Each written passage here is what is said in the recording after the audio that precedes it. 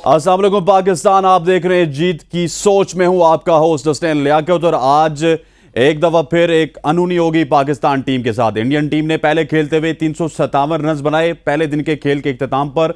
उनके 147 पे 2 आउट थे और उसके बाद 2 बेहतरीन सेंचुरीज हमें देखने को मिली केएल राहुल की जानिब से और विराट कोहली की जानिब से। जिस तरह का विकेट बिहेव कर रहा था पाकिस्तान की बॉलिंग के वक्त, उस तरह लग रहा था कि पाकिस्तान तकरीबन 357 अगर ना भी बना पाया तो एक ऐसी फाइट होगी जो कि मैच को क्लोज लेके जाएगी। लेकिन अचानक से जब इंडिया के पेसर्स आए तो इस तरह का बॉल सीम स्विंग मिल रहा था बॉल को कि पाकिस्तान के बल्लेबाज बिल्कुल बेबस नजर आए।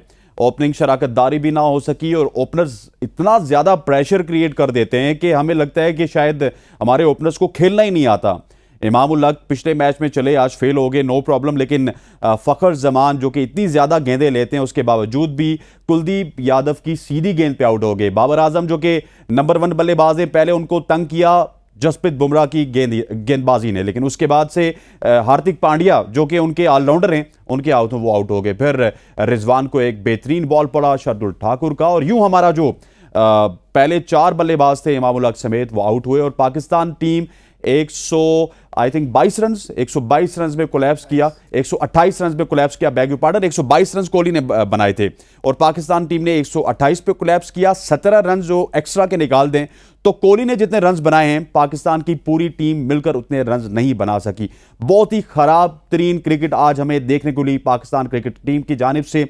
अब इसके ऊपर हम देखेंगे कि हमारे जो तबसराकार हैं वो क्या तबसरा करते हैं। हमारे साथ आज मौजूद हैं one and only Hasan Raza साहब, साबिक टेस्ट क्रिकेटर हैं, वर्ल्ड रिकॉर्ड होल्डर हैं और फर्स्ट क्लास के आप इनको किंग भी कह सकते हैं। 37,000 रन इन्होंने बनाए हुए। उनके साथ मौजूद हैं जवाद ज़ारफ जो कि क्रिकेट पे गहरी निगाह रखते हैं और कनाडा से हमें इंटरनेशनल अंपायर जनाब हफीज़ एवान साहब ने ज्वाइन किया। हफीज़ साहब आपको भी खुश आमदीद कहते हैं। हसन भाई, अगर आप 2 या 3 लाइनों में पाकिस्तान की परफॉर्मेंस को एक्सप्लेन करना चाहें, लेकिन उससे पहले मैं चाहता हूं कि जरा आप एक्सप्लेन ना करें बल्कि पहले मैच समरी देख लें कि मैच समरी क्या कहती है और क्या कुछ हुआ मैच में। Pakistan versus India, India put 56 runs for the loss of 2 wickets in 50 overs. Virat Kohli was a top runs getter from India, 122 runs in 94 deliveries. KL Rahul 111, Shubman Gill 58, Rohit Sharma 56. 2 batters ने 50 की और 2 batters ने century की।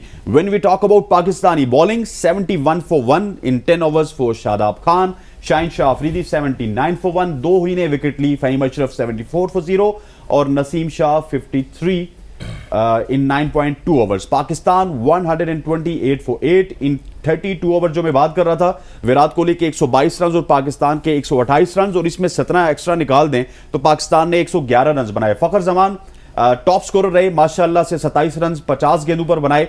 बड़ी बेहतरीन test cricket खेली आज फखर जमान ने और लग रहा था कि टेक्निकली बड़े साउंड हैं लेकिन बड़ी सीधी गेंद पे आउट हो गए। उसके बाद आगा सलमान जिन्होंने बॉलिंग में तो वो दिखे ही नहीं, पिछले 6-7 महीने से हम इनको देख रहे हैं लेकिन इस दफा दिखे नहीं।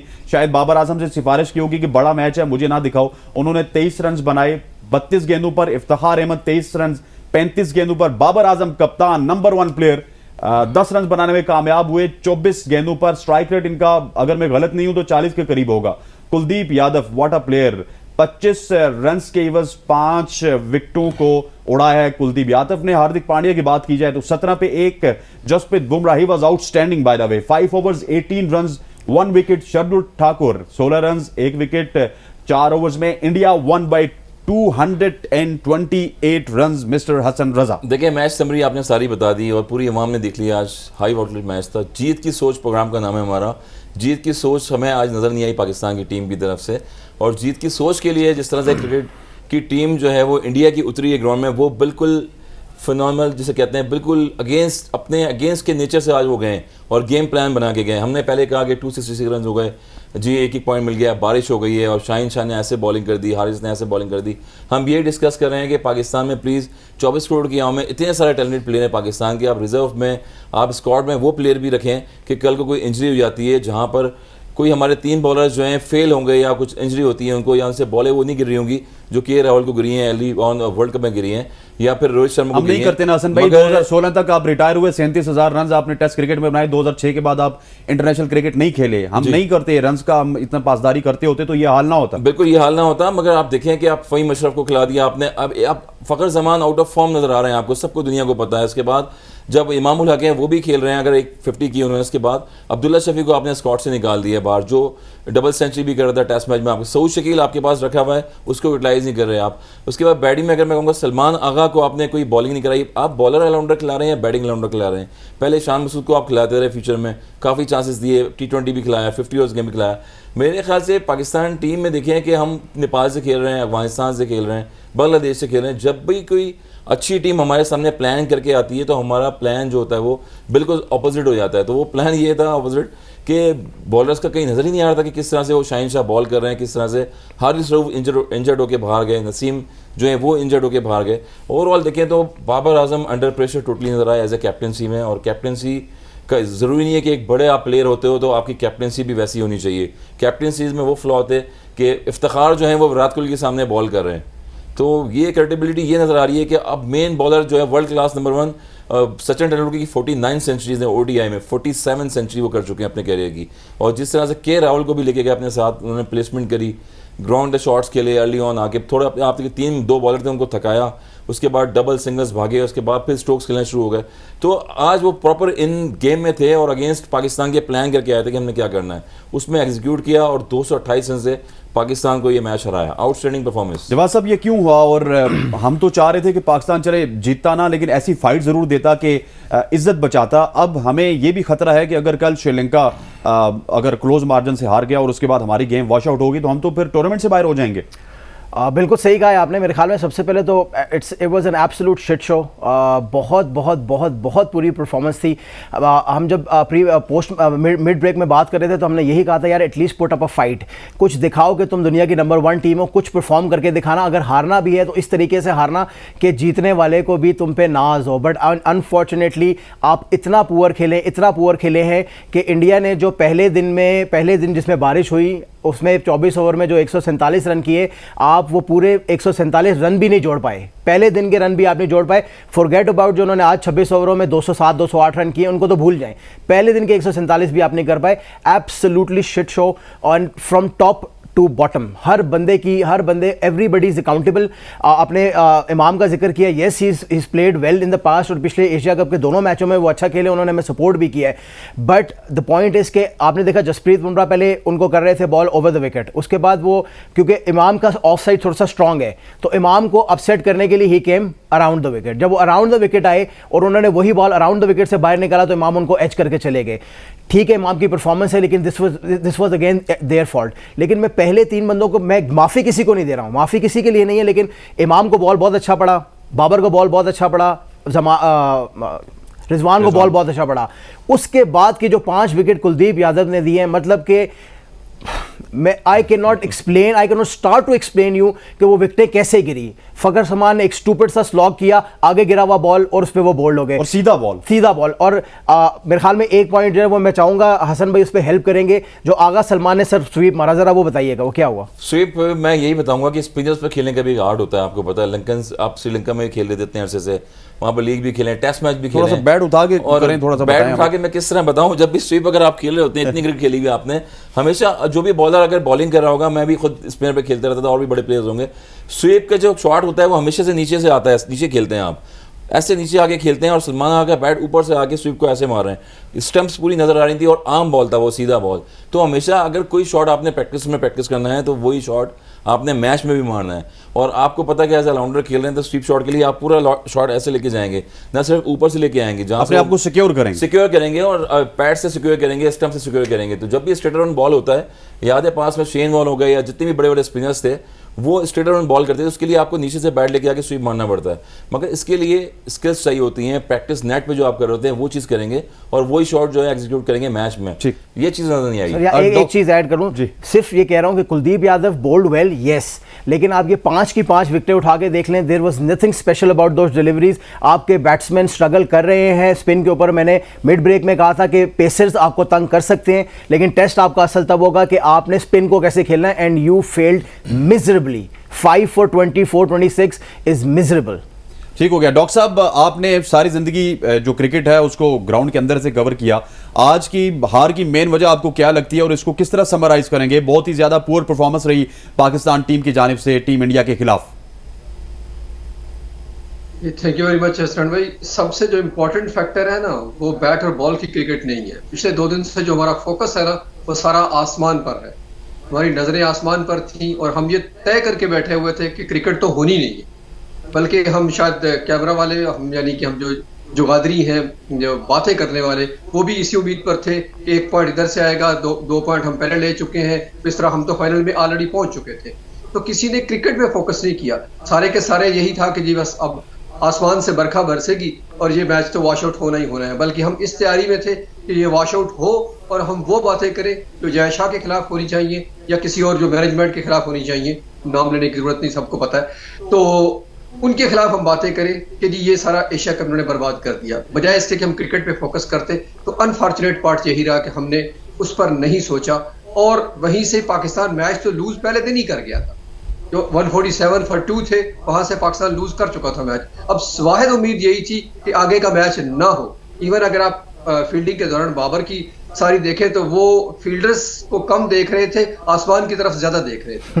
तो यही उम्मीद कर रहे थे कि इसी वजह से उन्होंने इफ्तिखार के जो ओवर्स दरमियान में फंस गया, जो हारिस रऊफ की वजह से, तो उन्होंने ऊपर से करवाने की कोशिश की। हालांकि कमेंटेटर सारे कह रहे थे कि इसको थोड़ा लेंथी करना चाहिए, फास्ट बॉलर लगाने चाहिए ताकि बारिश तो हो ही जानी है, तो वो जो स्लॉट है वो कवर हो जाए लंबे ओवर्स की वजह से, और हो सकता है 40-45 ओवर पर बारिश आ जाए और उसके वो 5 ओवर को करवाने ही ना पड़े।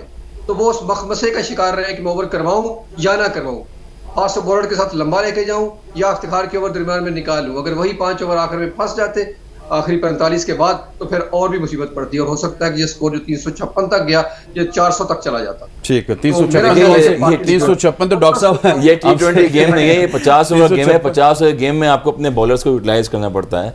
और यूटिलाइज आप कैसे करेंगे? मैंने फिर बाद में कहा कि आपने सलमान आगा को खिलाया हुआ है, आपने नवाज को बाहर रखा हुआ है, जिस पे इतनी सलमान आगा की हम पहले भी डिस्कशन कर रहे थे। पिछले 7-8 महीने से हम देख रहे हैं कि इफ्तिखार को 3 ओवर्स मिलते थे, सलमान अली आगा को 7 ओवर्स मिलते थे, क्योंकि अपोजिशन थी न्यूजीलैंड की बी टीम, अफगानिस्तान की टीम के खिलाफ, श्रीलंका की टीम, इस तरह की टीम खेल रही थी। जब अच्छी टीम आई, एक और एडिशन इसमें करूं, सिचुएशन भी उस वक्त बॉलिंग के फेवर में होती थी। पहले से ऊपर से विकेटें गिरी exactly, ऊपर से भी विकेटें गिरी होती थी, रन्स 200-250 वाला विकेट होता था। आज जब हमें पता था कि छक्के लग रहे हैं, चौके लग रहे हैं, इंडिया जो है हम पे चढ़ा हुआ है, चढ़ के आ रहा है, हमने बिल्कुल सलमान अली आगा को छुपा दिया। बाबर के दोस्त क्रिकेट में आप साइड पे हो जाएं, ठीक है, इफ्तिखार साहब आप आगे आ जाएं, आप लीड करेंगे कौम को। क्रिकेट में अब प्लेयर जो है, मॉडर्न क्रिकेट आ गई है, इसमें पूरी दुनिया देख रही होती है, बैट और बॉल पे नजरें होती हैं। शायद अगर मैं खिलाड़ी हूँगा तो शायद मैं कुछ ज़्यादा नहीं सीख पाऊंगा इतना जितना ऑडियंस सीख गई हैं। और ऑडियंस को पता होता है, लोगों को पता होता है कि कौन बैटर जो है किस तरह बैटिंग कर रहा है, कौन बॉलर में कितना कॉन्फिडेंट है, किस टीम के खिलाफ कितनी परफॉर्मेंसेस दे रहा है। बैट और बॉल का मुकाबला तभी होता है जब नेचर से जुड़ी हुई चीज़ें हों और सामने जो अपोजिशन साइड पे भी तगड़ी टीम हो, और प्लेयर का भी पता वहीं पर लगता है कि जहाँ तगड़ी टीम हो वहाँ पर अपनी परफॉर्मेंस दें आप।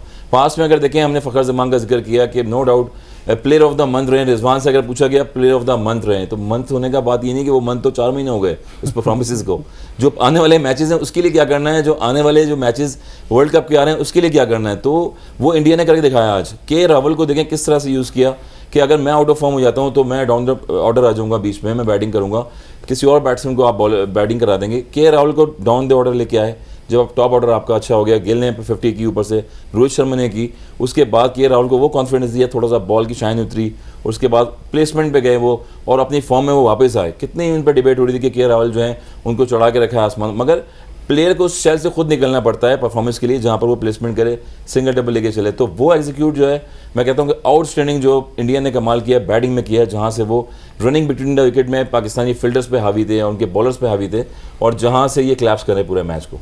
सर बाबर आजम की कप्तानी को लेके आप क्या कहेंगे? हमने देखा कि पहले उनका टॉस के बाद कंफ्यूज लग रहे थे, बॉलिंग का डिसीजन लिया, उसके बाद रन्स लगे, रन्स के बाद फिर हम सोचे थे कि बैटिंग में कुछ अच्छा करेंगे, कोई प्लान नहीं आया, और फिर आपको याद होगा नसीम शाह की गेंद पे विराट का एक कैच छूटा है स्लिप के ऊपर। बहुत सारी गलती हुई, इतनी ज़्यादा गलती हुई कि आप आज ये कह सकते हैं कि बाबर आजम की कैप्टनसी एज ए कैप्टन भी वो हमें फेल नजर आए। सर आपको पता है कि Babar Azam I have been a very big supporter of him and his captaincy, लेकिन today I have to say he was very poor from the start. कल जब टॉस हुआ, हमने ये बार बार डिस्कस किया, today is a new day, तो मैं ये दोबारा कहता चलूँ कि जब टॉस हुआ तो बाबर ने डिसाइड किया बॉल करने का ऑन अ पिच जिसमें already Sri Lanka on a ground जिस पे ऑलरेडी श्रीलंका एक मैच खेल चुका था। पिछले पूरे दिन पूरी धूप लग चुकी थी, अगले दिन भी पूरी अच्छी धूप लग चुकी थी। आई डोंट नो उनको किसने मशवरा दिया था कि ऐसी धूप लगी हुई ग्राउंड के ऊपर और एक ऐसी पिच जिसके ऊपर धूप लगी हुई थी, आप पहले बॉलिंग करें। मे बी आपके जहन में ये था कि एक दफा फिर पहले हमने 3 खिलाए थे। पाकिस्तान का रिकॉर्ड वैसे भी चेज में आपको पता किस तरह का एग्जैक्टली, आप एक तो चेज नहीं कर पाते, ये तो ये भी एक इशू है। Will come to this later. आपने देखा कि धूप लगी हुई थी, आपने पहले सोचा कि हमने 3 बॉलर से हमने बहुत अच्छा आउट कर दिया था, अब तो हमने 4 खिला लिए, तो 4 से तो विल रन ओवर देम। लेकिन every day is not Sunday, every pitch is not like the one in candy. वो पिच डिफरेंट निकला, उस पर धूप लगा हुआ था, उन्होंने रन्स किए। उसके बाद बाबर बताइएगा कि जो ड्रामा हो रहा था पिछले काफी अरसे से, सॉरी टू कट यू, के 48 घंटे पहले हम टीम अनाउंस कर रहे हैं, 48 घंटे पहले ये फैसला कर रहे हैं कि हमने पहली बैटिंग करनी है, सेकंड बैटिंग करनी है, ड्रामा भी अब खत्म होगा। मैंने कल ये मजाक में ये बात की थी, लेकिन मुझे फ्रैंकली यही लग रहा है कि आपने 48 घंटे पहले अगर टीम अनाउंस कर दी ना, तो मेरे ख्याल में ये बॉलिंग वाला फैसला भी जो ना 48 घंटे पहले का होगा, क्योंकि उस पिच में हमने देखा कि पहले 15 ओवर में before Shadab got the wicket, उससे पहले तक पिच में कुछ नजर नहीं आया। There was absolutely nothing. वापस 1.5 साल बाद अपनी रिकवरी से आया है, वो ऐसी बॉलिंग कर रहा था जैसे मैग्रा बॉलिंग कर रहे हैं या ब्रेडली बॉलिंग कर रहे हैं। तो पॉइंट ये है कि आपने पहले टॉस जीता, गलत डिसीजन किया। फिर हम आज के दिन के ऊपर आ जाते हैं। आज के दिन में जब आप पहले आए बॉलिंग करने, शादाब को ओवर आपने कंप्लीट करना ही करना था, वो आपकी मजबूरी थी। उसके बाद आपने क्या किया, आप अपना पेसर लेके आए। आप अपना पेसर क्यों लेके आते हैं? नया दिन था, आप अपना पेसर इसलिए लाए कि यार मैं जो हूं अपना पेसर लगाऊं और विकेट लेने की कोशिश करूंगा। विकेट लेनी है तो भाई स्लिप लगाओ, विकेट लेनी है तो अटैक करो। आप आए, पेसर जरूर लाए, लेकिन आप बैक फुट पे आए, आपने स्लिप नहीं लगाई। हम अभी बात ही कर रहे थे अपनी ब्रॉडकास्ट के अंदर, बात ही कर रहे थे तो कोहली का बॉल निक हो गया। अब हसन भाई ने कहा कि उन्होंने डिलिबरेटली खेला, इवन डिलिबरेटली भी खेला तो अगर स्लिप लगी होती तो वो डिलिबरेटली ना खेल पाता उसको, खेलते थोड़ा प्रेशर बनता। आपने क्या किया, आपने स्लिप ही नहीं लगाई। आपने इतना कंफ्यूज्ड है बाबर, इतनी कंफ्यूज्ड है मैनेजमेंट कि भाई अगर पेसर लगाया तो अटैक करो, अगर पेसर नहीं लगाया तो फिर go with the spinners. Why are you bowling your pacer जब विकेट नहीं लेनी? तो मेरे ख्याल में it was a complete loss of brain, loss of head from Babar और फ्रॉम द मैनेजमेंट। दोनों को कसूरवार ठहराऊंगा, ये फैसला अकेला बाबर का नहीं हो सकता। इंडियन कैप्टन पे अगर देखें, इंपॉर्टेंट कैप्टनसी बड़ी इंपॉर्टेंट थी रोहित शर्मा की। उन्हें कहीं पर भी फ्री फ्लो शॉट्स नहीं खाए बैटर से पाकिस्तान के, जहां पर फखर जमान थोड़ा सा हार्दिक पांड्या को शॉट खेलने के लिए गए, लेंथ बॉलिंग की थी, एक आध बाउंड्री मेरे ख्याल में उन्होंने लगाई है, 51 बॉल का सामना किया है। उसके बाद वो कुलदीप को लेके आ गया अगेंस्ट, क्योंकि फखर जमान जो है स्पिनर पे भी स्लॉक करते हैं, उनका एरिया जो है वो मिडविकेट की तरफ होता है, और वहाँ से फिर वो क्लीन बोल्ड हुए। अगेन उन्होंने रॉन्ग वन बॉल किया। हमेशा विद द स्पिन खेलते हैं, अगेंस्ट द स्पिन आप कभी नहीं खेलते स्पिनर पे। जहाँ अगेंस्ट द स्पिन खेलेंगे तो वहाँ पर आपको गैप बनता है और वहाँ पर आप विकेट थ्रो करते हैं अपनी। एक लास्ट बात, हसन भाई ने बिल्कुल सही कहा कि आपका जो चेजिंग का रिकॉर्ड है वो टेरेबल है। आप अफगानिस्तान के खिलाफ अगर चेज कर रहे हो तब भी आप आखिरी ओवर में जाके मैच जीतते हैं, आप श्रीलंका के खिलाफ खेल रहे हो तब भी आप यही करते हैं। यहाँ पर हम डॉक्टर साहब के पास जा रहे थे, लेकिन यहाँ पर वक्त हुआ चाहता है एक शॉर्ट सी कमर्शियल ब्रेक का। ब्रेक लेते हैं, ब्रेक के बाद वापस हाजिर होंगे। स्टे विद अस।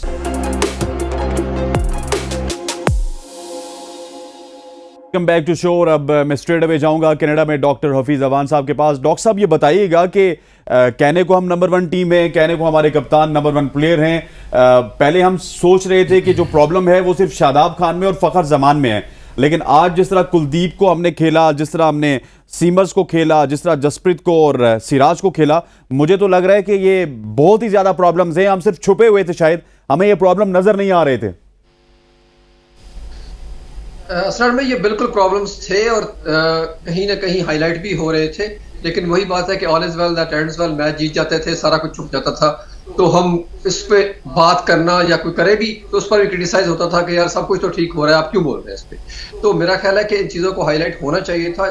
हम कमजोर टीमों के खिलाफ जीत कर नंबर 1 हुए, इसमें कोई शक नहीं है, क्योंकि हम बड़ी टीमों के साथ मैच खेल ही बहुत कम रहे हैं कंपेरेटिवली। और ओवरऑल भी अगर देखें तो पहले पिछले पूरे साल में हमने 31 ओनली मैचेस खेल लिए बल्कि 19 के बाद। तो मेरा ख्याल है कि असल प्रॉब्लम वहीं पे है कि हम कंपेटिटिव क्रिकेट नहीं खेल रहे। और सेकेंडली जो आपने बात की कि हम ये स्ट्रगल जो है सिर्फ फखर जमान या इमाम या ऊपर सिर्फ 2 या 3 बंदे नहीं कर रहे, बिल्कुल आपने ठीक हाईलाइट किया कि बाबर और रिजवान सबसे ज्यादा स्पिन के खिलाफ स्ट्रगल कर रहे हैं पिछले सारे टाइम में। और बाबर की अगर सारी देखें तो खासतौर पे उनको लेग ब्रेक ने जब भी गुगली की है वो फंसे हैं उसका। तो ये वाज़ेह तौर पर ये फर्क नजर आया है कि पाकिस्तान स्पिन के खिलाफ स्ट्रगल कर रहा है और काफी अरसे से कर रहा है, और उस पर वर्कआउट उस तरह से नहीं हो रहा जिस तरह से होना चाहिए था। बाकी रही बात कि फखर जमान ने क्या किया, फखर जमान काफी बहुत ठीक है, उनकी पहले 3 सेंचुरियां हैं, उसको हमेशा हाईलाइट कर दिया जाता है, लेकिन सिचुएशनल क्या है देखना ये है। अब वो सिर्फ नाम पर खेल गया कि उन्होंने चैंपियन ट्रॉफी में इंडिया के खिलाफ स्कोर किया था, तो उसकी बेस पर हमने खिला लिया। उसके बैकअप पर जब हमारे पास शार मसूद थे जो टेस्ट में भी रन्स वनडे की तरह कर रहे थे, तो उनको हमने बैकअप में रखा ही नहीं, बल्कि वहां पर अब्दुल्ला शफीक को लाकर बिठाया गया। ठीक है, Abdullah Shafique is a very good cricketer, no doubt about it, but the thing is उनको आप ऑल ऑफ अ सडन कैसे डायरेक्ट टीम में डाल सकते हैं, और यही प्रॉब्लम वहां पर नीचे अगर हम देखें जहां पे आगा सलमान की आपने बात की, तो वहां भी ये प्रॉब्लम है कि वहां पर हमने अपने सऊद शकील जो बेहतरीन मेरा ख्याल है फॉर्म में है, और मैं इस बात को मानने को तैयार नहीं हूं। हम ग्राउंड में भी देखते हैं कि एक क्रिकेटर है वो क्रिकेटर है, फिर वो टेस्ट क्रिकेटर है, वो वनडे नहीं खेल सकता, ये कहाँ का इंसाफ है। और सऊद शकील ने जितना प्रूव किया पिछले टाइम में, थोड़े से टाइम में ही उनको जितना टाइम दिया गया, तो मेरा ख्याल है कि उनको हर सूरत में जहां रिजवान बैटिंग कर रहा है वहां पर सऊद शकील को खेलना चाहिए भाई एनी केस। ठीक हो गया। अच्छा सर, ठीक हो गया। अब हसन भाई आपकी तरफ आते हैं कि जिस तरह सऊद शकील की इन्होंने बात की, मैं पिछले 3 महीने से बात कर रहा हूँ, हम पे टैग भी लगता है, हालांकि हम इस्लामाबाद में बैठे हुए जी कि कराची माफिया वाली बात कर रहे हैं कि जी सरफराज को डाला जाए या किसी और को डाला जाए। अब सरफराज को मैं इस वजह से कह रहा था यार कि वो स्पिन को अच्छा खेलते हैं, डालना चाहिए, he knows how to play spin, ठीक है। उसके बाद मुझे बताएं कि आगा सलमान जो कि बैटिंग में पैथेटिकली लगे हमें और बहुत बुरी तरह से फेल हुए हैं इस पूरे एशिया कप में, बॉलिंग में उनको छुपाया जा रहा है इंडिया जैसी टीम के खिलाफ, ये वर्ल्ड कप में क्या करेंगे? क्योंकि वहां पे आपको नेपाल के साथ या आपको बांग्लादेश के साथ या श्रीलंका के साथ नहीं खेलना, वर्ल्ड की 9 टॉप टीमों के साथ खेलना है आपने। देखिए, वर्ल्ड की 9 टॉप टीमों के खिलाफ खेलना है तो उसके लिए स्टडी भी ऐसी होनी चाहिए जिस तरह से आज इंडिया ने की है हमारे अगेंस्ट। नंबर 1 रैंकिंग में टीम हमारी वनडे की है, और जिस तरह से उन्होंने बॉलिंग, बैटिंग, फील्डिंग में जो प्रेशर डाला है आप पे, और वो नज़र आ गया, वाज़ेह हो गया कि बिल्कुल स्प्लिट हुई है टीम। अगेन वही बाबर आजम पे जाते हैं हम, Babar Azam world class batsman है नो डाउट, और उन्होंने भी करना है साथ में। फिर ऑलराउंडर आप नवाज को आपने बिठा के रखा हुआ है, नवाज को आप खिला ही नहीं रहे। वो देखा है जब ब्रेक हुआ है बीच में जाके वो अकेले बॉलिंग कर रहे थे, वहाँ पर प्रैक्टिस कर रहे हैं बॉलिंग की, और 3 साल 4 साल से कंसेक्यूटिव ये वही नवाज है। सुना है वर्ल्ड कप से भी वायर कर रहे हैं भाई, ये वही नवाज है। जडेजा देखे खेल रहे हैं ना, जडेजा ने क्या बॉल किया, ड्रिफ्ट, लेफ्ट आर्म स्पिनर। जरूरी थोड़ी है कि आप अपने ऑलराउंडर को बीच में डालें, ऑलराउंडर डालें तो आप सलमान आगा ने कौन सी टीम परफॉर्मेंसेस दी हैं जिनको ऑलराउंडर खिला रहे हैं आप। नवाज पे इतनी इन्वेस्टमेंट की आपने, जडेजा का बॉल देखें आप, ड्रिफ्ट हो रहा था, स्पिन भी हो रहा था, उन्होंने एक भी हिट नहीं खाई है, विकेट विकेट बॉल कर रहे थे, व्हाई नॉट।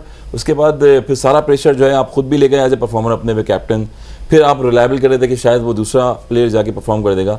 अगेन देखें, कॉन्फिडेंस देना जो है कैप्टन का काम होता है, और जब वो परफॉर्मेंस दे रहा होता है तो इंडिविजुअली परफॉर्मेंस उसकी होती है, प्रेशर ये है। उसके बाद फिर आपने अपनी परफॉर्मेंसेस जो 10 लोग हैं उनसे किस तरह से लेनी है, तो वही चीज़ है कि एग्जीक्यूट करते हुए नज़र नहीं आया हमें, और शफलिंग करते रहे। और चेस पे फिर मैं जाऊँगा कि पाकिस्तान चेस जब कर रहा होता है तो ऐसा लगता है कि पिच चेंज हो गई है बिल्कुल, और पिच बिल्कुल ही चेंज हो गई, किसी का बैट ही नहीं उठ रहा होता, हर बंदा जाके वो स्ट्रगल कर रहा होता है, सीम भी हो रहा है, स्विंग भी हो रहा है। हार्दिक पांड्या जैसे, मुझे याद है कि इंडिया के अगेंस्ट हम जब खेलते थे तो वो अजीत अगारकर जैसे बॉलर हैं, वो एक दफ़ा उन्होंने कहीं सारा कप में बड़ी विकेटें ली, आउट किया, उसके बाद जब वो कहीं और हमें मिले तो उसके बाद वो मारा, उनको वो मारा बैटिंग में। सबने जो है एक्स्ट्रा ऑर्डिनरी बैटिंग करी। जहाज Ahmed little master batsman Pakistan team के, उन्होंने बैट निकाला और चारों तरफ स्ट्रोक्स खेलना शुरू कर दिए। जो आने वाले बैट्समैन थे उसमें सारे फॉर्म में आ गए हमारे सीरीज़ में। तो आप भी ऐसे ही करेंगे कि आपने बैट रन निकालने बैट से अपने, जब बैट को अपनी बॉडी पे रखेंगे और 2 स्लिपें लगी हुई हैं कि शायद मैं आउट ना हो जाऊं, शायद मैं ये शॉट ना खेलूं, कोई नया शॉट खेलने की कोशिश करते हैं, वहां पर आप आउट होते हैं। और जो भी अभी प्रेशर आया बैटर्स पे पाकिस्तान के, सबने अपने जो जिसमें प्रैक्टिस की हुई थी उन शॉटों को नहीं खेला है, कोई नए शॉट खेलना शुरू कर दिए। तो ये इस पे वर्क करना पड़ेगा पाकिस्तान की बैटिंग लाइन। आगा सलमान की जो बॉलिंग के साथ यूटिलिटी है वो आज उसको अवेल नहीं किया गया। लग रहा था कि वो डर रहे हैं, कप्तान को छुपा रहे हैं, किसी तरह से जो है पर्दे में रखना चाहते हैं ताकि वो इंडिया के खिलाफ मैच में एक्सपोज ना हो सके। क्या इस तरह की सिचुएशन में बैट से तो उनके रन आ नहीं रहे ना, नेपाल के खिलाफ आए, ना बांग्लादेश के खिलाफ आए, ना श्रीलंका के खिलाफ आए। अब मुझे ये बताएं कि इस सूरत हाल में क्या वो ये डिजर्व करते हैं कि वो वर्ल्ड कप में जाएं और पाकिस्तान को जाकर रिप्रेजेंट करें? देखिए, अगर आप पाकिस्तान की क्रिकेट को पिछले एक साल में ना बहुत क्लोजली मॉनिटर कर रहे हैं ना, तो मेरे ख्याल में आगा सलमान एक ऐसा कैरेक्टर है जो कि मेरे जैसे बंदे को समझ में नहीं आ रहा था, क्योंकि मुझे ऐसा लग रहा था कि यार आप आगा सलमान को ज़बरदस्ती एक बैटिंग ऑलराउंडर की तरह उसको इंट्रोड्यूस करना चाह रहे हैं, जहां पे नहीं भी ज़रूरत थी आप वहां पे भी आगा से बॉलिंग करा रहे थे जस्ट टू जस्टिफाई इस प्लेस कि अगर वो लेट्स से बैटिंग में नहीं भी कामयाब हुआ तो हम बॉलिंग से कुछ ना कुछ कर लेगा एंड वी विल जस्टिफाई इस प्लेस। लेकिन एक्सपोज हुआ आज हुआ ये कि आज जब आपकी क्रंच सिचुएशन थी, हसन भाई ने और हमने बैट के दरमियान में मिड ब्रेक में यही बात कर रहे थे कि यार जब मिड ब्रेक में मैच स्टार्ट होने से पहले जब ये न्यूज़ आई कि हारिस रऊफ इंजर्ड हो गया, तो हम दोनों ने इस बात पे एग्री किया कि यार अगर स्पिनर को किसी को कवर करना है इनके ओवर तो that has to be Agha Salman rather than Iftikhar. Iftikhar का चक्कर ये कि इफ्तिखार की बॉल में बहुत ज़्यादा फ्लाइट देते हैं, बॉल छोड़ते हैं इफ्तिखार। आगा सलमान बॉल खींच के करता है। If I am a captain जिसको पता है कि यार रन्स पड़ रहे हैं, मैं क्या फ्लाइट देने वाले बॉलर को बॉल दूंगा या मैं किसी को उस बॉलर को दूंगा जो खींच के बॉल करेगा? कैप्टन आप होंगे ना, अक्सर हम डोमेस्टिक खेलते थे तो कोई पार्टनरशिप लग जाती थी, तो नॉन रेगुलर जो बॉलर होता था उसको भी हम करवाते थे। क्यों करवाते थे कि एक ओवर करवा के देखें, आप 2 ओवर करवा के देखें, नेवर नो। आपने पहले 2 ओवर करवाए, इफ्तिखार से हमें 20-22 रन बने, 3 ओवर में 24-26 रन को पड़े हुए थे। Why are you not bowling Agha Salman? आप सिर्फ इसलिए बॉल नहीं कर रहे थे क्योंकि आगा बैट से परफॉर्म नहीं कर रहा। अगर वो आज बॉल में भी फेंटा खाएगा, मुड़ के बैटिंग आएगी और बैटिंग में ना कर पाए ना, तो सारा का सारा ब्लेम उनके ऊपर जाएगा। लेकिन फॉर्चुनेटली और अनफॉर्चुनेटली पाकिस्तान की अवाम, हम लोग क्रिकेट को थोड़ा बहुत समझते हैं और हम we will not let you go hide with this. अच्छा डॉक्टर साहब, ये बताइएगा कि हम जब पाकिस्तान की ओपनिंग की बात करते हैं तो हम बहुत ही नीचे हैं, हम बॉटम से पहले या दूसरे नंबर पे हैं, मतलब 9वें-10वें नंबर पे हमारी ओपनिंग शराकतदारी की एवरेज आती है। ओपनर हमारे पास इमाम उल हक और फखर जमान पिछले काफी अरसे से खेल रहे हैं, अपने 100 भी बना रहे हैं यहाँ पे जिम्बाब्वे के खिलाफ और वेस्ट इंडीज जैसी टीमों के खिलाफ। लेकिन जब कोई अच्छी टीम आती है, या इवन हमने इनको नेपाल के खिलाफ और श्रीलंका के खिलाफ देखा कि ये खेलते इस तरह कि 40 पे आपके जो है वो एक आउट होगा after 9 hours, after 10 hours. Opening से ही प्रेशर बनता है और ओपनर्स हमारे लिए दर्द सर बनते हुए जा रहे हैं। बहुत अच्छा पॉइंट है सर, ये सबसे इंपॉर्टेंट यही है कि यहाँ हमने ये तय कर लिया है कि विकेट बचानी है, 10 ओवर का पावर प्ले है, 2 फील्डर आउटसाइड है, दुनिया पूरी इससे को कैपिटलाइज करती है और हमने वही सिचुएशन रखी है कि नहीं भाई 40-50 भी हो जाए, 50 तो बहुत ज्यादा है, 40 भी हो जाए, विकेट ना गिरे या एक आध गिरे तो फिर इनफ। और फिर वो सारे का सारा प्रेशर मिडिल ऑर्डर से शिफ्ट होकर लोअर मिडिल ऑर्डर पे आ जाता है। क्या वहां जैसे हम T20 में भी देखते रहे कि आसिफ अली खेलेगा, इफ्तिखार खेल लेगा, क्योंकि वहां 10-10 बॉलें आती हैं तो कुछ ना कुछ 15-15 रन कर जाएंगे तो वो हमारा काफी सारा टोटल हो जाएगा।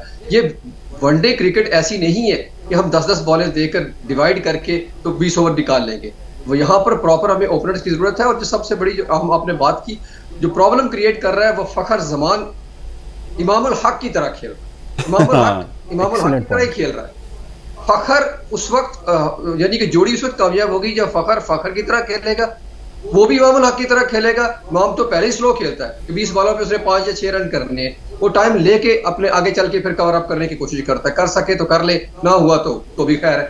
वही सिचुएशन चल रही है, क्योंकि नीचे से आके कहीं बाबर कवर कर लेगा, कभी रिजवान कवर कर लेगा, तो उनके ऐप जितने भी हैं ओपनर्स के वो छुप जाते हैं।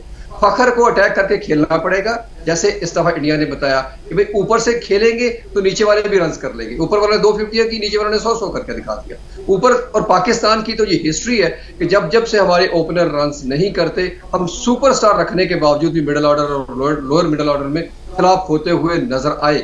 और अब तो इस वक्त हमारे पास सुपरस्टार टोटल एक है जिसको बाबर आजम कहा जाता है, वो तो फ्लॉप हो गए, तो फिर इसका मतलब है कि पूरी टीम 128 पर बिल्कुल ठीक आउट हुई है। ये इससे ज्यादा डिजर्व नहीं करते थे इस मैच के दौरान। बहुत बड़ी बात कर दी डॉक्टर साहब ने कि इससे ज्यादा डिजर्व ही नहीं करते थे, और आपकी ओपनिंग लगातार फेल हो रही है। फखर जमान के ऊपर मैं आपसे भी पूछूंगा, फखर जमान फेल हो रहे हैं, आपके अंडर भी खेले, आप खुल के भी बात करना चाहेंगे, कुछ नजाकत भी रखेंगे, आपके साथ उनके ताल्लुकात भी होंगे, लेकिन सर उनका ऑप्शन खत्म करने के लिए हसन भाई आपने अब्दुल्ला शफीक को वापस भेज दिया। अब्दुल्ला शफीक वापस घर आ रहे हैं क्योंकि आपके पास ऑप्शन ही नहीं होगा, और आप कहेंगे कि हमारे पास तो ऑप्शन ही कोई नहीं था, हमने अब्दुल्ला शफीक को पहले ड्रॉप कर दिया था, लिहाजा जो है हम फखर जमान के साथ ही जाएंगे, नो के नो मैचेस। देखिए यही इंपॉर्टेंट है ना, मैंने बताया कि 10 तारीख को डोमेस्टिक शुरू हो गई है, क्रिकेट हो रही है आपकी, और 8 से 10 मैचेस हैं। आप ढूंढें प्लेयर्स को, वर्ल्ड कप भी आ रहा आगे, उनको स्कॉट में लेके आएँ, चांसेस दें प्लेयर को खेलने के लिए। आपके पास और भी प्लेयर बैठे हुए हैं, यहाँ पर उसामा बैठे हुए हैं, इसके बाद देखें, और सऊद शकील जैसा प्लेयर है वो बैठा हुआ है।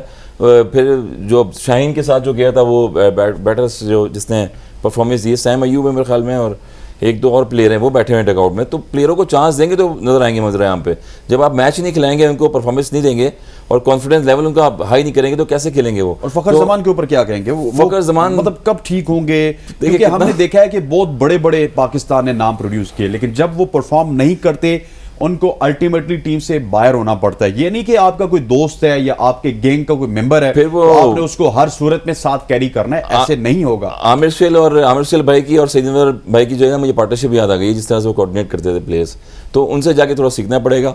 और 8 से 7 साल 6 साल उनकी उम्र हो चुकी है, तो अभी वो सीख लें, फिर वापस आए, फिर उनको वापस रखेंगे हम। जाहिर बात है, या फिर मिकी यादव को बोले कि वो सिखाएं, कुछ करें, और जो स्टाफ बैठा हुआ है 6 लोग बैठे हैं, आपको वापस मशवरा दूंगा, आप वापस चले जाएं। वापस चले जाएं। अगर फखर जमान ने सीख के वापस क्रिकेट स्टार्ट करनी तो आप भी कर सकते हैं। हाँ, मैं भी कर सकता हूँ, बिल्कुल मुझे कॉन्फिडेंस है तो मैं भी कर लूंगा। मगर अगेन ये है कि फखर परफॉर्मेंस दे चुके हैं, जो भी खेलता है पाकिस्तान के लिए खेलता है, परफॉर्मेंस देता है। मगर आप एक ही मिस्टेक बार बार करेंगे ऐसे इंटरनेशनल लेवल पे जहाँ पर वर्ल्ड कप सर पे आ गया है, उसके बाद पूरी टीम रिलायबल आप पे कर रही है, तो वहाँ पर अपना नेशनल गेम खेलें आप। और नेशनल गेम का मकसद ये है कि आउट स्विंग इन स्विंग को खेलें अकॉर्डिंग टू पोजीशन जहाँ खेलना है आपने। वो दोबारा देखें कि वो ट्रैप हो गया स्पिनर पे और निकल के आपने हिट कर दी, तो मेरे ख्याल में जब स्ट्रगल कर रहे थे तो मैच को आप पूरा लेके चलते, उसके बाद अपनी विकेट की वैल्यू जानेंगे, मेरी विकेट की वैल्यू क्या है, और मुश्किलात से टीम को निकालें जहाँ परफॉर्म कर रहे हैं। सर, एक तो हमारी ओपनिंग परफॉर्म नहीं करती, ऊपर से इतना थका देती है कि पहले 10 ओवर्स में 30, 35, 40 रन बनाती है, वो भी 1 विकेट के नुकसान पे। और लिटरली मिडिल ऑर्डर पे तो अलग प्रेशर आना है, हम जैसे लोगों पे प्रेशर आ जाता है। यार ये खेल किस तरह ने, आधा अगर बॉलर आप पे हावी होता है तो आधा तो उसको आपके ओपनर्स हावी कर देते हैं। एक बॉल उसका अच्छा पड़ेगा, ठीक है, वो तो ठीक हो गया, जो बुरा बॉल है उसको भी उसी तरह खेल रहे होते हैं जिस तरह उनको खेलना है। देखिए 2 पॉइंट्स हैं यहाँ पे। पहला पॉइंट पहले बताता हूँ, पाकिस्तान का एस बॉलर था शाहीन शाह अफरीदी। पहले मैच में उन्होंने स्ट्रगल किया, आज उन्होंने क्या किया, उन्होंने आते शाहीन शाह को अटैक किया, नॉट नसीम शाह, शाहीन शाह को अटैक किया। शाहीन शाह को अटैक करने से हुआ यह कि आपका पूरा का पूरा बॉलिंग यूनिट एक दफा हिला।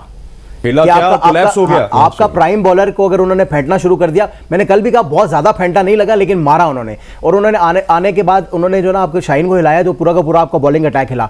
जब आज जसप्रीत बुमराह आए, बहुत बहुत बहुत खूबसूरत बॉलिंग उन्होंने की, टेकिंग नथिंग अवे फ्रॉम, लेकिन जितनी ज्यादा रिस्पेक्ट आपने उनको दी ना, आहिस्ता आहिस्ता आहिस्ता पूरा बॉलिंग अटैक ही आपके ऊपर चढ़ गया। तो first mistake is here. Second problem ये है, डॉक्टर साहब ने बिल्कुल 100% 120% एग्रीड कि अगर फखर ने इमाम की तरह ही खेलना है तो फिर there is no point of him playing there.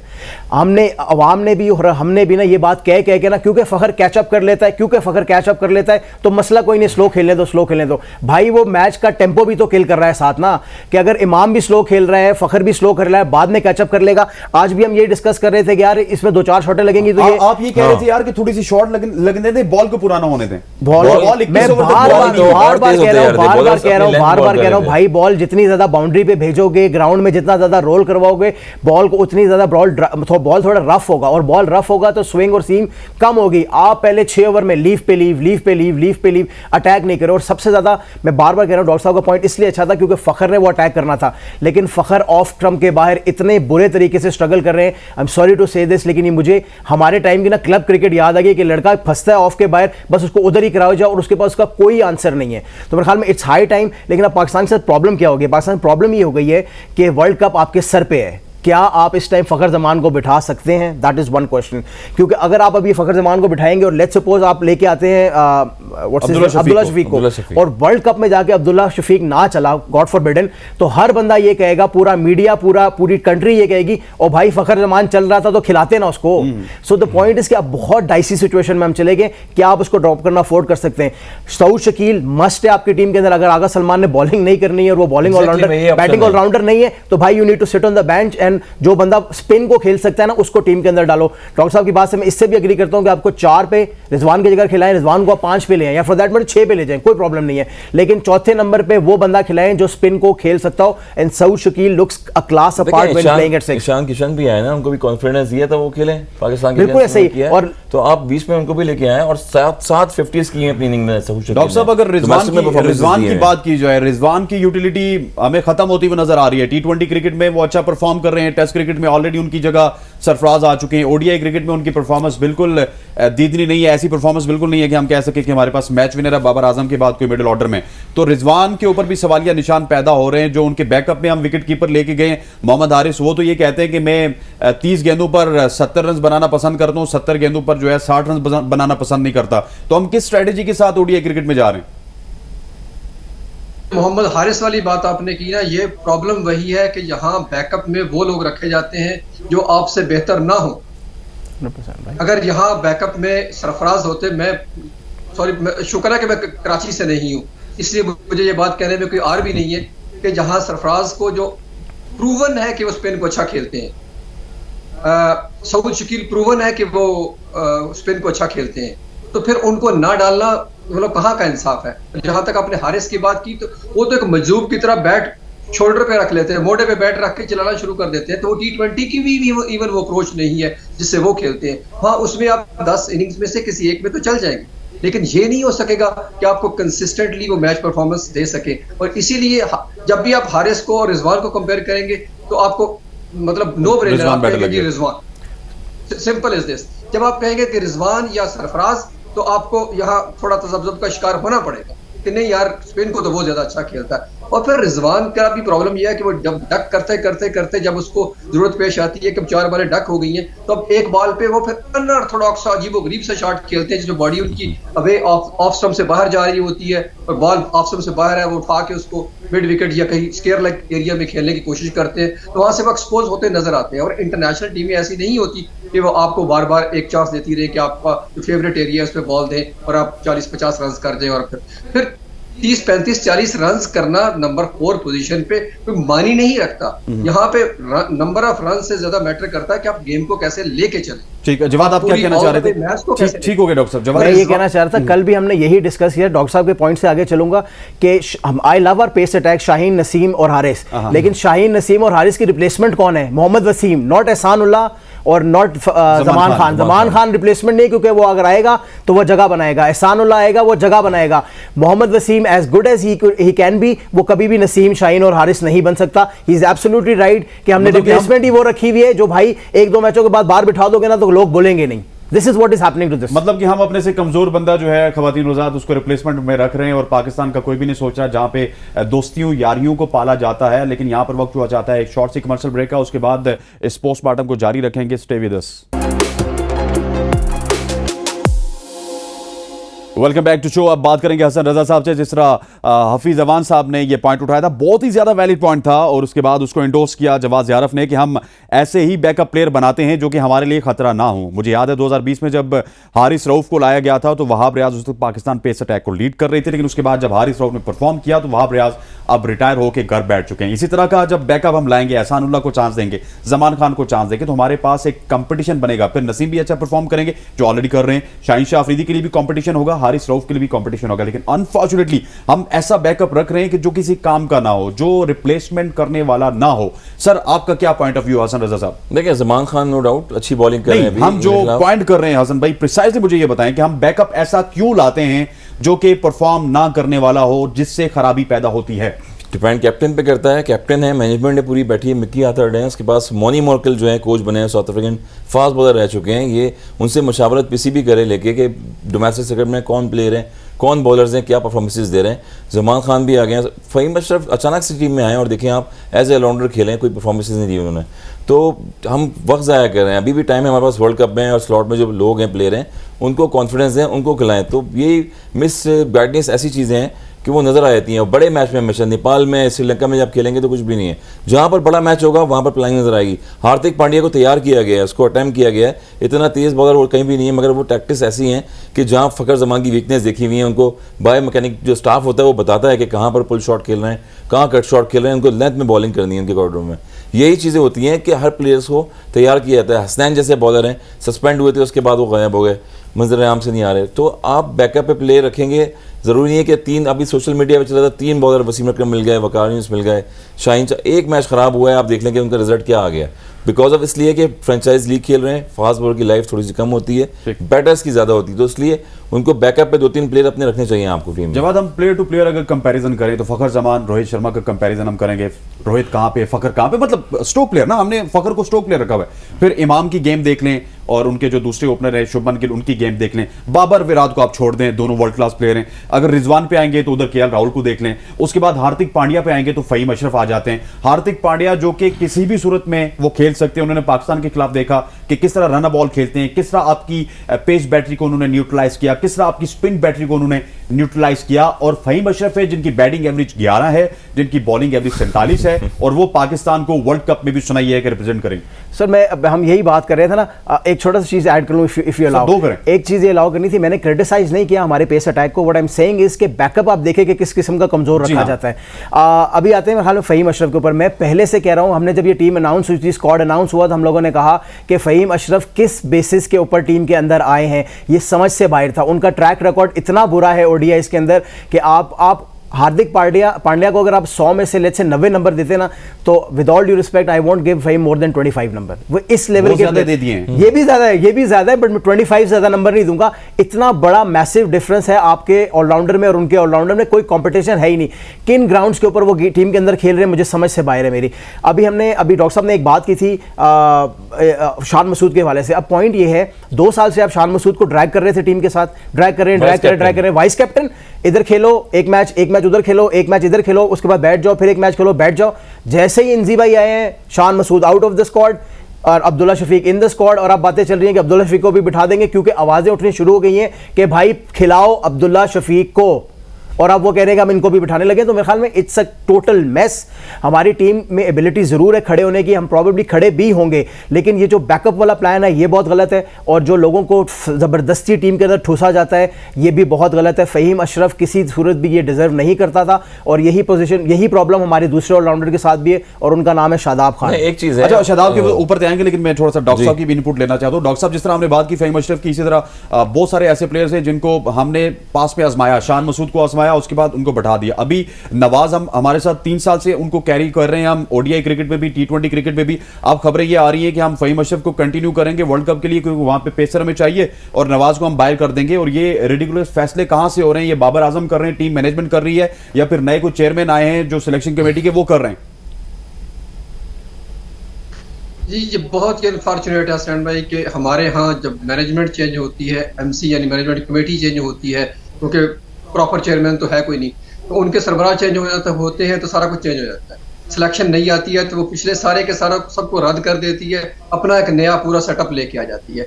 तो ये प्लेयर्स जो कंसिस्टेंटली खेल रहे होते हैं उन पर नजर रखने की जरूरत होती है। और अनफॉर्चुनेट पार्ट यही है कि बहुत सारे वो लोग हैं, जैसे अगर मैं मिसाल दूं, मोहम्मद वसीम जो चीफ सेलेक्टर थे, तो उनकी डोमेस्टिक पर नजर थी, तो उन्होंने लोगों को इंजेक्ट भी किया। तो मतलब मैं किसी के फेवर में किसी के खिलाफ नहीं, इंजी भाई बेहतरीन प्लेयर रहे, उनका पहला टेन्योर भी एज अ चीफ सेलेक्टर बहुत अच्छा रहा, लेकिन जरूरत इस बात की है कि आपकी नजर तमाम प्लेयर्स पर हो, आप डोमेस्टिक को बहुत अच्छी तरह से फॉलो करते हो, तो फिर आप में ये एबिलिटी होती है कि किस प्लेयर को आगे लाना है। भाई हम डोमेस्टिक को फॉलो कर रहे हैं, हम पीएसएल पे टीम बना रहे हैं डॉक्टर साहब। यही अनफॉर्चुनेट पार्ट है सर, इसलिए कि पूरी दुनिया देख रही है, जिसकी आपने पहले मिसाल दी कि हारिस की इंजेक्शन होती ही। मोहम्मद वसीम, डॉक्टर साहब ये बताया कि मोहम्मद वसीम चीफ सेलेक्टर थे, कितने मैचेस उन्होंने ग्राउंड में आके देखे डोमेस्टिक के? लैपटॉप पे देखते रहे।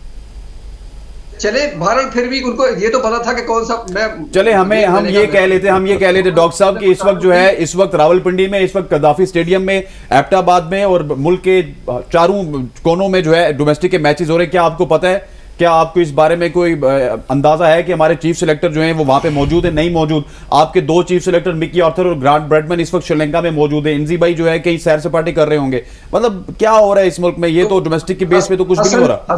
हसन चीमा है ना, हसन चीमा डाटा लिखेंगे या फिर वो जो है ये देखेंगे कि किस बॉलर का पांव सही पड़ रहा है, किस बैट्समैन की कवर ड्राइव सही है। सो ये अलमिया है कि हम पीएसएल के ऊपर टीम बनाते हैं। डॉक्टर साहब, मुझे अगर एक चीज ऐड करनी चाहिएगा प्लीज इसमें, वो ये है कि अभी आपने शादाब की बात की, तो शादाब हमें बहुत ऑफ कलर नजर आए। वो शादाब नहीं जो हम टी20 में देखते हैं। ऑफ कोर्स ये बहुत डिफरेंट फॉर्मेट है, इसमें लंबा रन करना होता है। यहाँ भी बैकअप का प्रॉब्लम है। अभी रिसेंट अगर 100 के पीछे देखे थोड़ा सा, ये जो इंग्लिश 100 सीजन चल रहा था, उसमें उसामा मीर ने बेहतरीन परफॉर्मेंस दी, और उसामा मीर की इंजेक्शन इसलिए भी जरूरी थी। यहाँ वाइस कैप्टन की बात नहीं है, अगर कोई परफॉर्म नहीं कर रहा तो उसको बिठा देना चाहिए बाहर। जहां हमने 2 लेग ब्रेक इकट्ठे खिला दिए थे, यहाँ भी खिलाया जा सकता था। उसामा मीर की ट्रेजेक्टरी बहुत डिफरेंट है, और चूंकि शादाब की गलती ये थी कि वो लेट 80s में ऑपरेट कर रहे थे मुसलसल, 88, 89 80 पर किलोमीटर पर।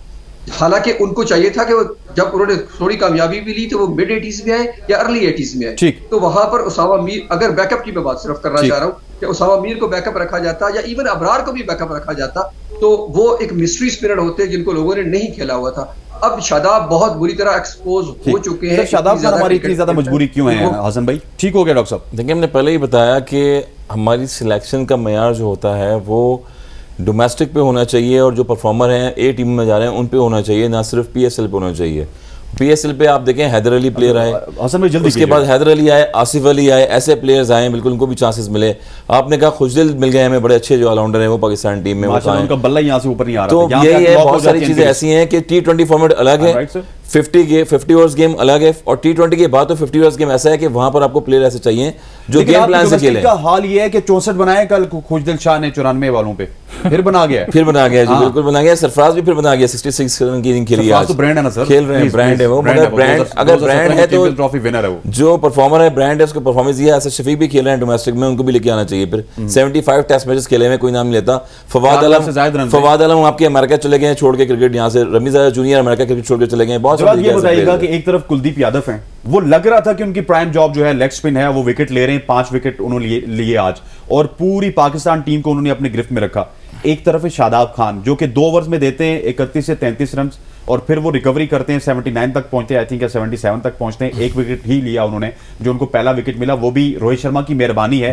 मिला इज द राइट वर्ड, मिला, ठीक है। अब मुझे ये बताएं कि ये प्रॉब्लम पाकिस्तान को ले डूबेगा अगर आपका जो लेग स्पिनर है वो इस तरह का ऑर्डिनरी लेग स्पिनर होगा जिस तरह के शादाब खान है। सर सबसे पहले तो पाकिस्तान के लिए सबसे बड़ी ट्रेजेडी है ये मैं बार बार कह रहा हूँ, ट्रेजेडी है कि आपका वाइस कप्तान और आपका मेन ऑलराउंडर लेग स्पिनर है। ये सबसे बड़ी ट्रेजेडी है। आप दुनिया में किसी भी जगह पे किसी भी टीम को उठा के देख लें, उनका जो मेन ऑलराउंडर है ना वो लेग स्पिनर नहीं है, क्योंकि उसकी specialist leg spinner specialist job है, उसको अपनी जॉब में पोटेंट होना पड़ेगा। अनफॉर्चुनेटली क्योंकि शादाब लेग स्पिनर है, फिर वो ऑलराउंडर भी आपका मेन है, फिर वो टीम का वाइस कप्तान भी है, फ्यूचर का कप्तान भी है। फिर आप पीएसएल में भी आप जिस तरह लाहौर इस्लामाबाद को वो लीड करता है और लोग प्रमोट करते हैं कि यार बाबर को हटाओ और शादाब को बनाओ। ओ भाई, किस परफॉर्मेंस पे, ऑन व्हाट ग्राउंड्स?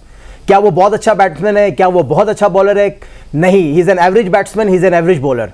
और रिस्ट स्पिन जो है वो एवरेज नहीं चलेगी। मैं आपको बता रहा हूं, आप एक्सपोज हो रहे हैं और आप इंडिया जाके और एक्सपोज होंगे। ड्रिफ्ट करना पड़ेगा, बॉल में ड्रिफ्ट लेके आनी पड़ेगी। मॉडर्न चेंजेस भाई लेके आओ। बॉलर्स होते हैं वो ड्रिफ्ट कर रहे होते हैं बॉल को। आज हसन भाई ने इतनी अच्छी बात की, सुने कुलदीप ने वेरिएशन से बॉल किए, कुछ भी एक्स्ट्रा नहीं किया, बहुत ज्यादा टर्न नहीं हो रहा था, वेरिएशन की और विकेट ली। डॉक्टर साहब बहुत बहुत शुक्रिया, thank you very much for joining us all the way from Canada.